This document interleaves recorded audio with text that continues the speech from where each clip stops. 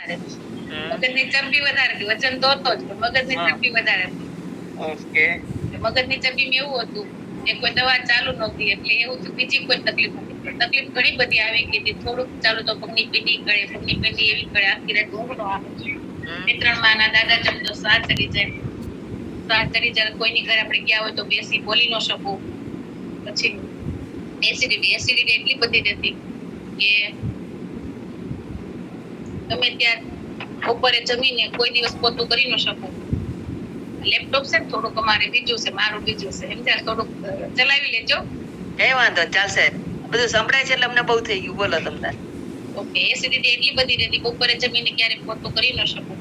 અને પોતું કરવા જાવ તો ગળામાં બધું આવે, એટલે મારે પેલા 2 કલાક સુઈ જવાનું, પછી પોતું કરવું.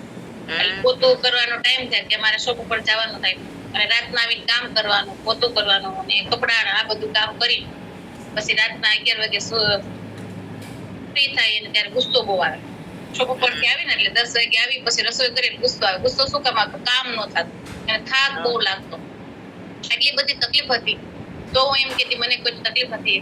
અને અહીંથી એક બ્રેકફાસ્ટ બદલાવ્યો. સવારનો નાસ્તો પેલા મેં ભજીયા ને ગાંઠિયા ને પાવ ને ચા ને બ્રેડ ને મમરા ને એવું કહેતા. ત્યારે એવો ઈગો હતો કે સારી વસ્તુ ખાઈએ છીએ, હેલ્ધી વસ્તુ, બહુ સારી. કેમ કે માણસ ચા ભાખરી ખાય તો વ્યક્તિ તો આપણે તો સારું મળે છે, પણ એવી નહોતો ખ્યાલ કે અનહેલ્ધી છે. આપણે તો આપણું ભવિષ્ય બગાડીશ પણ બાળકોનું બગડીશ. અહીંયા આવ્યા પછી ખ્યાલ આવ્યો કે સવારનો નાસ્તો કેવો હોવો જોઈએ, કે બ્રેકફાસ્ટ કે ન્યુટ્રિશન વાળો. તો સવારનો એક નાસ્તો બદલાયો, ચેન્જ કર્યો. સવારનો નાસ્તો રાજા જેવો નાસ્તો લીધો, રાણી જેવી ચા લીધી, અને પહેલે દિવસે સાંજે મસ્ત મજા આવી. મજા એટલે મસ્ત મજા એટલે 1-2% ગઈ. જે 100% તકલીફ હોય એનાથી 1-2% શરીરની તકલીફ. કન્ટિન્યુ 3 દિવસ નાસ્તો લીધો, કોચનું માર્ગદર્શન લીધું, અને કોમ્યુનિટી સાથે સંકળાયેલા રહ્યા. અને ત્રીજે દિવસે સાંજે શોપ ઉપરથી આવ્યા 10 વાગે, અને સાંજના એટલી મસ્ત મજા આવી. કામ બધું થઈ ગયું, ગુસ્સો વયો ગયો, રસોઈ થઈ ગઈ. ત્રીજે દિવસે સાંજે કાંઈ ખબર જ નહીં નાસ્તામાં શું છે, કઈ રીતનું છે, કે કાંઈ નહીં.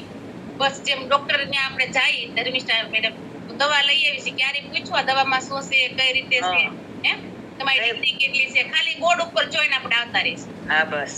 તો એવી જ રીતે નાસ્તામાં વિશ્વાસ મૂક્યો કે ત્રીજે દિવસે સાંજે મસ્ત મજા આવી. મજા એટલી બધી આવી કે 42 વર્ષે જે નાસ્તો મળ્યો, પણ 22 વર્ષની ઉંમરમાં જે ફીલ થયું અને એટલું બધું કામ થઈ ગયું. અને ત્રીજે દિવસે સાંજે નક્કી કર્યું કે આ જીવન હું જીવું ત્યાં સુધી આ નાસ્તો મને લેવડાવો. અત્યારે 3 મહિનામાં 12 કિલો વેટ લોસ કર્યું, અત્યારે 15 કિલો વેટ લોસ કર્યું છે. 4 વર્ષ થયા કન્ટિન્યુ મારો સવારનો નાસ્તો રાજા જેવો. અને 4 મહિના રિઝલ્ટ લીધું, પરફેક્ટ 15 કિલો વજન હતું. SMS programme